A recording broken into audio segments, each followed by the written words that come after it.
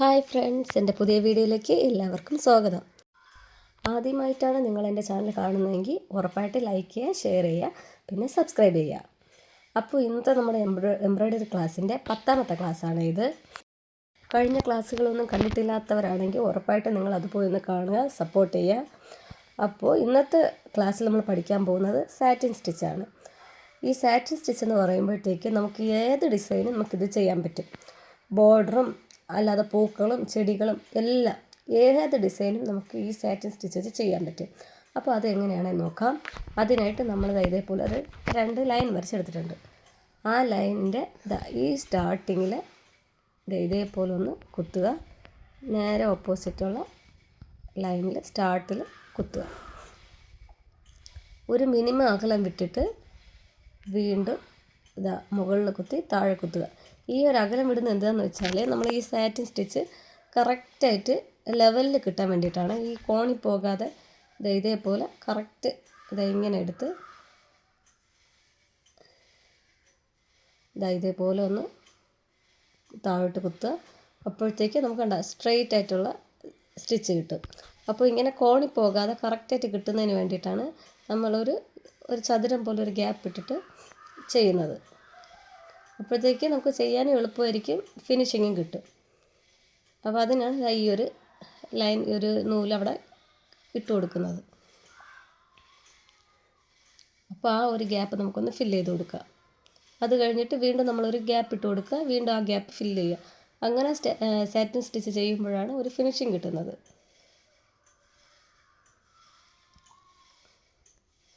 ഇതേപോലെ ഒന്ന് സ്റ്റിച്ച് ചെയ്ത് കൊടുക്കുക.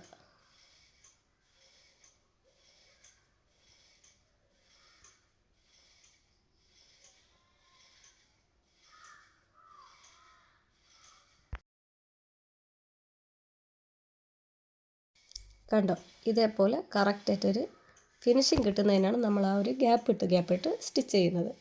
ഇനി വീണ്ടും നമുക്കൊരു അകലം ഗ്യാപ്പിൽ ഒരു ഗ്യാപ്പ് ഇട്ട് നമുക്കൊന്ന് ഒരു സാറ്റിൻ സ്റ്റിച്ച് കൂടി ചെയ്യാം.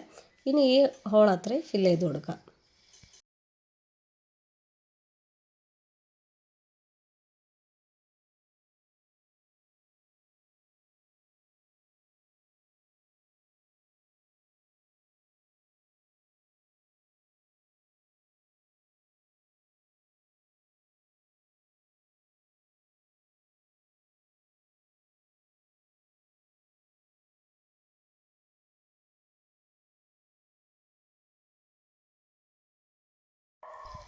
കണ്ടില്ലേ, നമുക്കൊരു ഇത്രയും നീളത്തിനുള്ള സാറ്റിൻ സ്റ്റിച്ച് നല്ല പെർഫെക്റ്റ് ആയിട്ട് കിട്ടിയിട്ടുണ്ട്.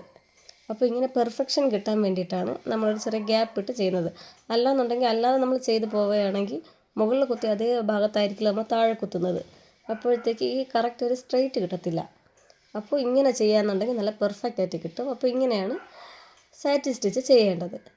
ഇനി കണ്ടില്ലേ, ഇതൊന്ന് പ്രസ് ചെയ്ത് കൊടുത്താൽ മതി, നല്ല ഒരു ഷൈനിങ് പോലെ ഫിനിഷിങ്ങിൽ കിട്ടും. അടുത്ത് നമുക്ക് ഇത് ഫ്ലവറിൽ എങ്ങനെയാണ് ചെയ്യുന്നതെന്ന് നോക്കാം. അപ്പോൾ ഞാനൊരു റഫായിട്ടൊരു ഫ്ലവർ വരയ്ക്കുന്നുണ്ട്. അതിനുശേഷം നമുക്ക് ആ സാറ്റിൻ സ്റ്റിച്ച് എങ്ങനെയാണ് അപ്ലൈ ചെയ്യുന്നത് നോക്കാം. അപ്പോൾ ഞാനിവിടെ ഒരു ഫ്ലവർ വരയ്ക്കാൻ നോക്കുന്നുണ്ട്. അപ്പോൾ റഫായിട്ട് ഞാനൊരു ഫ്ലവർ വരയ്ക്കുകയാണ്. ഞാൻ ഫുള്ളായിട്ടൊരു ഫ്ലവർ വരയ്ക്കുന്നില്ല, എൻ്റെ ഒരു ഇതളാണ് വരയ്ക്കുന്നത്. കണ്ട, ഇതേപോലെ ഒരു ഇതൾ വരയ്ക്കുന്നു. അപ്പോൾ ഈ ഇതളിനകത്ത് പെർഫെക്റ്റ് ആയിട്ട് എങ്ങനെ സ്റ്റിച്ച് ചെയ്യാൻ നോക്കാം. കണ്ട് ഇതുപോലെ സെൻറ്ററിൽ നിന്ന് താഴോട്ടൊന്ന് കുത്തുക. ഇനി ആ സൈഡിൽ നിന്ന് അതിന് തൊട്ടടുത്തായിട്ടൊന്ന് കുത്തുക. ഇനി നേരെ ഓപ്പോസിറ്റ് ഇതേപോലെ ഒന്ന് കുത്തുക.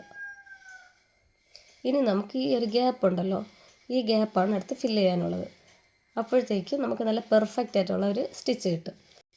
ഇങ്ങനെ ഒരു ഗ്യാപ്പ് ഇട്ട് കൊടുക്കാതെയാണ് നിങ്ങൾ സ്റ്റിച്ച് ചെയ്യുന്നതെന്നുണ്ടെങ്കിൽ നൂല് അങ്ങോട്ടും ഇങ്ങോട്ടും ചരിഞ്ഞൊക്കെ പോകും, കറക്റ്റായിട്ടുള്ളൊരു പെർഫെക്ഷൻ കിട്ടില്ല. അപ്പോൾ അതിനാണ് നമ്മളൊരു ഗ്യാപ്പ് ഇട്ടിരിക്കുന്നത്. അപ്പോൾ നമുക്ക് ഫുള്ളായിട്ടൊരു ഫ്ലവറൊക്കെ എങ്ങനെ ചെയ്യുന്നതെന്ന് നോക്കാം.